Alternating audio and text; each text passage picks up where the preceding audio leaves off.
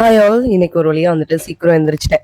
ஏன்னா வந்துட்டு பிளான் பண்ணது ரொம்ப நாள் அந்த மாதிரி இருக்கு. உடம்பு சரியில்லாம போய் அதுக்கப்புறம் ஒழுங்காவே சமைக்காத மாதிரி ஒரு ஃபீலிங். அதனால சீக்கிரமே எந்திரிச்சு கரெக்டா செஞ்சு கொடுத்துடலாம் அப்படின்ட்டு வெண்டைக்காய் புளி குழம்பு வச்சிடலான்ட்டு அதுக்கு நறுக்கிட்டேன். அதுக்கப்புறம் வந்துட்டு இந்த பர்பிள் கலர் முட்டைக்கோஸ் வாங்கிட்டு வந்திருந்தேன். ஸோ அதை பொரியல் பண்ணிக்கலான்ட்டு அதையும் கட் பண்ணிக்கிட்டேன். எனக்கு வந்துட்டு இந்த கத்திரிக்காய் புளி குழம்பு வெண்டைக்காய் புளி குழம்பு ரெண்டையும் யோசிச்சு பார்த்தா வெண்டைக்காய் புளி குழம்பு ரொம்ப ரொம்ப பிடிக்கும். ஏனே தெரியாது.